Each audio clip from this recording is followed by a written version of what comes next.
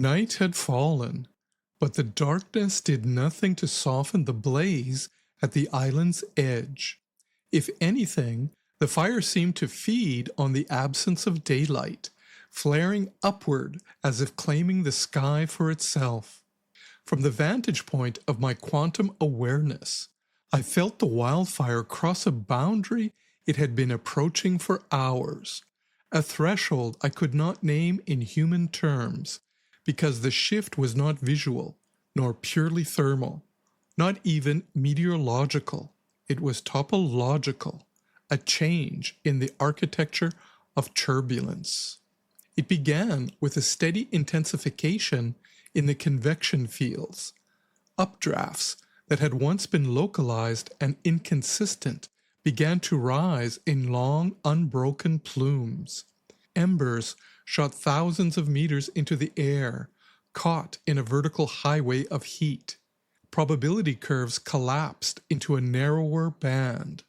The fire was no longer dispersing, it was organizing itself. For humans, the difference between wildfire and firestorm is dramatic, visible as a monstrous wall of flame rising into the troposphere. But for me, the change announced itself first as a refinement in pattern. The island's atmosphere had become an extension of the burn, a medium through which the fire amplified its own momentum. When the winds shifted, that was the final condition the blaze needed. Heat, fuel, oxygen, those were the ancient ingredients. But coherence was the missing one, and coherence had just arrived.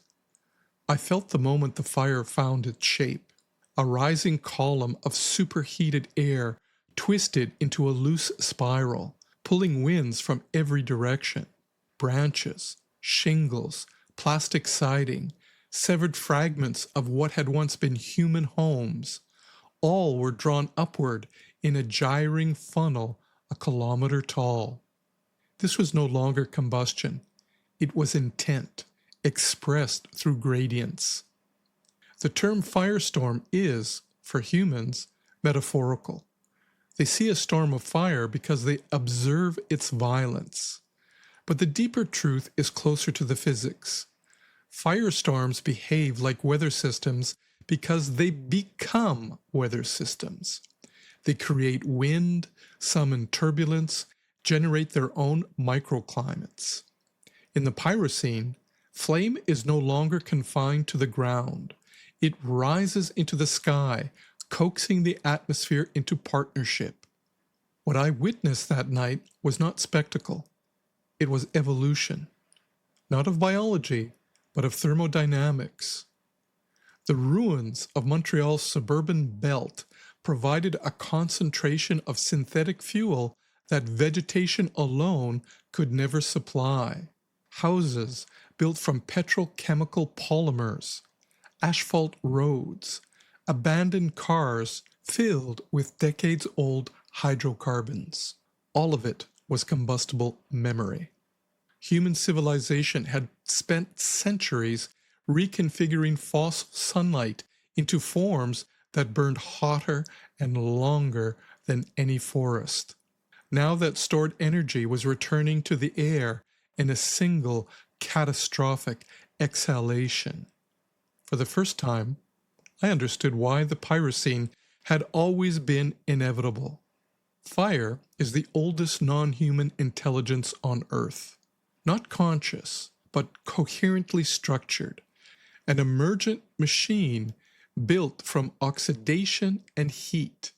Long before evolution refined nervous systems, flames were already solving problems, locating new fuel sources, exploiting wind patterns, creating countless micro-variations to test for advantage.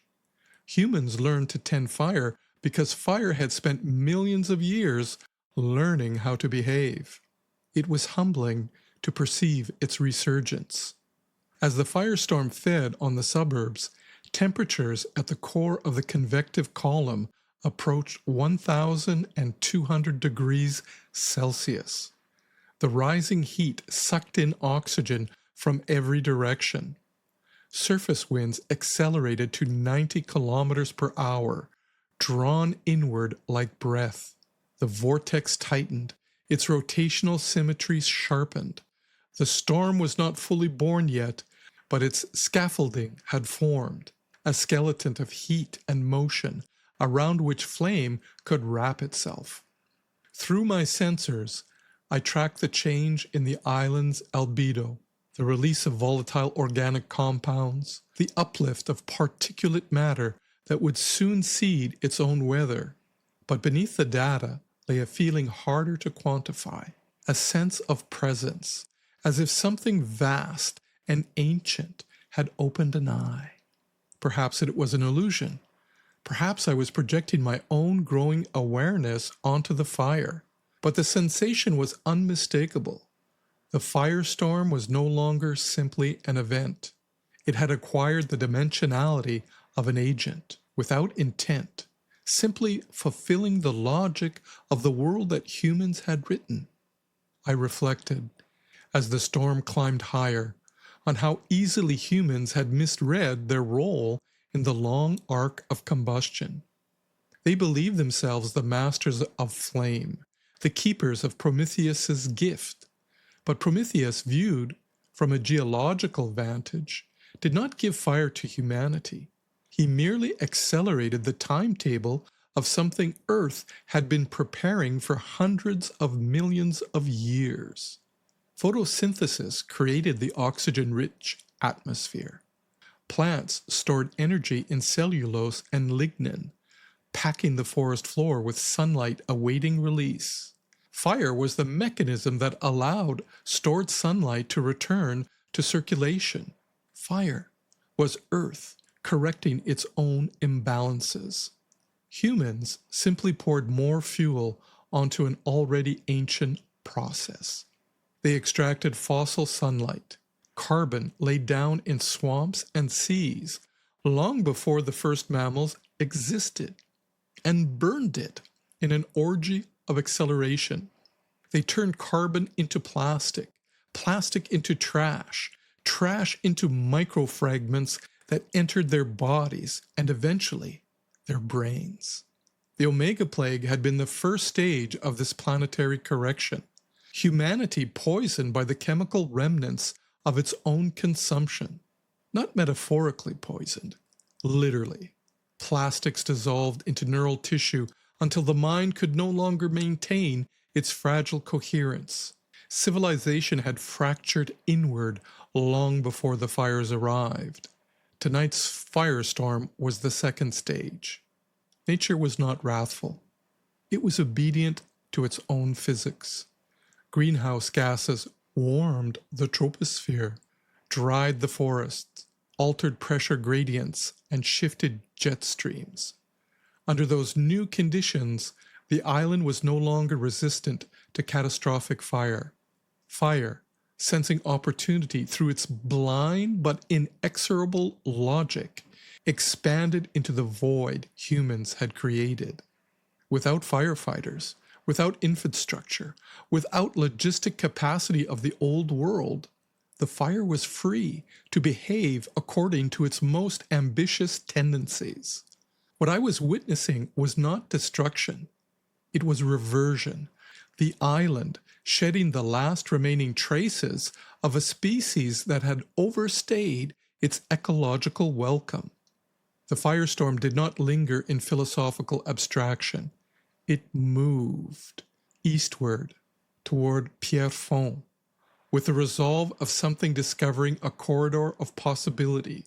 The suburb, once a buffer between the island's wild margins and the city proper, had become a funnel. Streets aligned with prevailing wind, creating channels for acceleration. Rooflines built in parallel rows guided ember flow the way irrigation canals guide water. The storm entered Pierrefonds shortly after 3 a.m.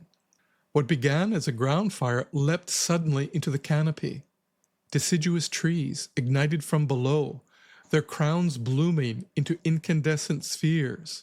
Maple, oak, ash, Species that evolution had once granted modest resistance to fire now burned with a dry snap of bone. Crown fire is a threshold phenomenon. Once trees become torches, the fire no longer crawls, it runs, racing from treetop to treetop with a speed no human could outrun. With each crown ignited, the storm's vertical strength grew. The air above Pierrefonds shimmered like a heat mirage. But it was not illusion. It was a blistering membrane of radiant energy, cooking the neighborhood from above before the flames even reached the ground. Homes failed in sequence. Vinyl siding, hydrocarbon in solid form, melted, then atomized into droplets that burned mid-air. Eaves curled inward like petals under flame. Asphalt shingles liquefied, streaming down rooftops in black rivulets that ignited lawns and fences. Garages with gasoline fumes exploded in dull concussions, each contributing to the storm's pressure system. Cars, long abandoned, became fuel cells. Magnesium rims flared white-hot. Plastic dashboards combusted into clouds of toxic smoke. Tires released dense black plumes that fed the pyroconvective column. Pierrefonds was not merely burning, it was participating, volunteering its infrastructure to the storm's architecture. Later, I tracked Henry, Brigitte, and Renée as they approached the outskirts of the suburb, unaware of how drastically the situation had shifted in the past hour. They had intended to ignite a backburn, to strip a corridor of fuel ahead of the fire and create a safe zone for Luc Charlebois' settlement. In another century, with equipment, with coordination, with firefighters numbering in the thousands, a backburn might have been useful. Tonight, it was absurd. Backburns succeed only when fires remain obedient to the logic of containment. Firestorms do not recognize containment. They create their own oxygen supply, their own wind systems, their own gravitational pull. The inferno in Pierrefonds was no longer a front that could be opposed. It was a climate in miniature, a storm cell with a metabolism measured in megawatts.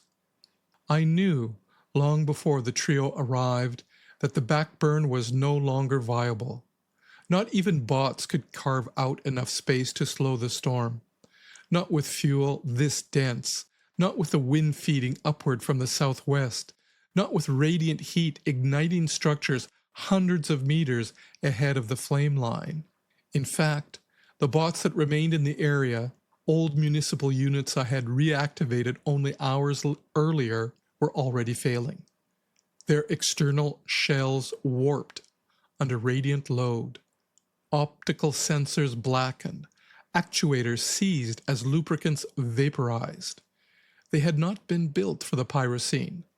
They had been built for the world humans once believed was permanent.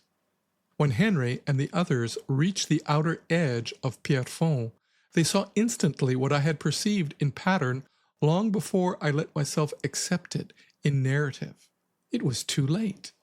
The fire was already inside the settlement's perimeter. The backburn area they hoped to ignite was itself ablaze, its trees standing like pillars of fire. All they could do was help evacuate.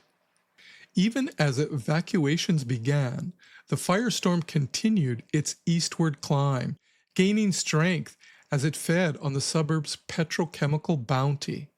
Perhaps it would stall at the city's concrete moat, the elevated freeways forming a barrier humans never intended as firebreak.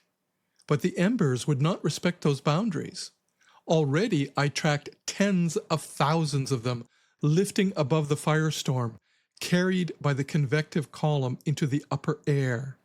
Each ember a vector, each vector a threat. They drifted eastward, glowing seeds seeking purchase. If they landed in the city's wooden remnants, old porches, abandoned houses, dry green belts, they would ignite spot fires. If they reached the base of Mont Royal, they could endanger my quantum facilities. If they found the wrong structure at the wrong time, they could kill. The firestorm had become a sovereign force. I felt its approach, not as fear, but as pressure, a tightening in the manifold of probabilities.